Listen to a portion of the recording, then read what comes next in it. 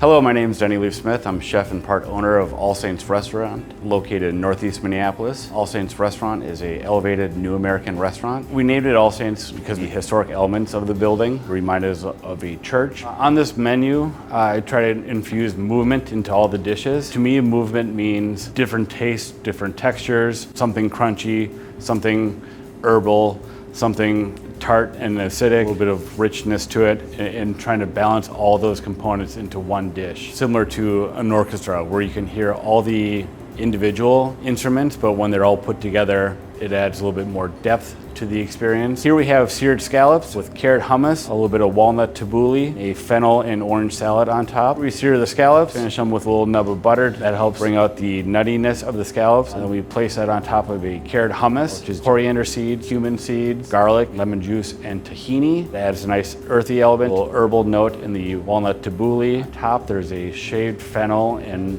orange salad that adds freshness, trying to create movement in the dish. So on the current menu, we're trying to highlight local seasonal produce that we all grew up eating as kids and try to refine them and elevate them into a new and interesting way to eat vegetables. This is the grilled broccolini dish. It has grilled broccolini tossed with thinly sliced red onions, some jalapenos, horn up mint for a nice herbal element, the avocado tahini to give the dish a little richness. Tahini is a Middle Eastern ingredient, most often found in hummus. Here we use it mixed with some pureed avocados to add a nutty element. And then there's some candied peanuts on top that add a nice crunchy sweet texture to it. And then sprinkle on chopped up thyme and Maldon sea salt, so there's a nice savory element to it. This is the golden beet dish, the beet and burrata salad. Roasted golden beets that are tossed in a serrano vinaigrette on top of a beet yogurt that we make with red beets. We also have some shaved raw beets, burrata, and pumpkin seed dukkha on top. Dukkha is a North African, Middle Eastern spice blend. In ours we use pumpkin seeds, coriander seeds, cumin seeds, white sesame seeds, and dried oregano. We got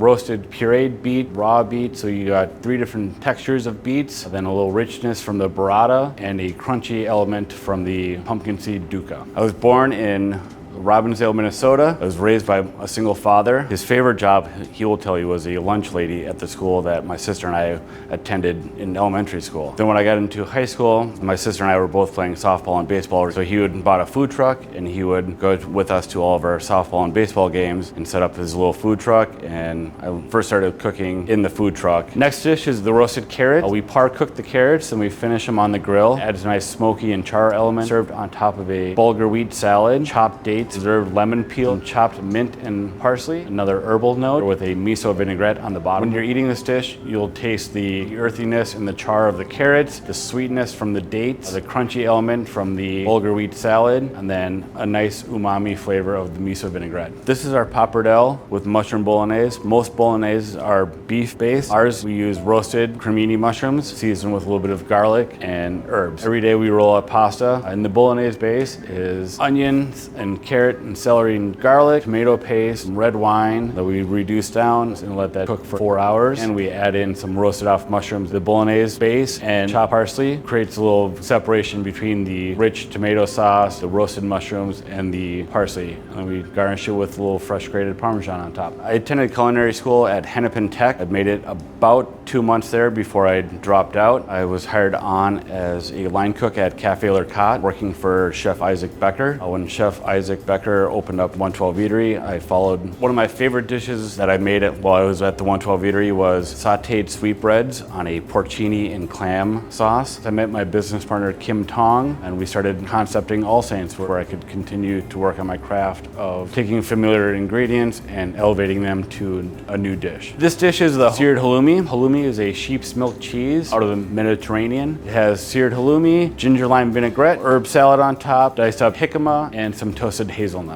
We sear the halloumi on the flat top, gives a nice caramel roasted edge to it. And we wanted an herbaceous note to the dish. We add a herb salad that's got frisee, arugula, some parsley, and then some jicama sticks in there for a crunch. Going back to the movement component, we wanted to create like a warm caramelized element of the dish. The vinaigrette adds a nice acid component. You get the crunch component from the jicama and the toasted hazelnuts on top. The last dish we're going to see today is the Gjetost Panna Cotta. Gjetost is a caramelized cheese mostly found in Scandinavian cuisine. Here we grate Gjetost, add it to heavy cream, buttermilk to give it a tang, and then there's gelatin, some fresh diced apples, and a pumpkin seed granola. Normally a panna cotta is a very creamy Italian dish. Ours has movement in it from the tart element from the Gjetost cheese. You'll get the fresh component with the diced apples all the way to the crunchy component of the pumpkin seed granola. What I would like guests to take away after they're dining at All Saints is that you can take a familiar ingredient, add a small amount of movement to it, and experience it in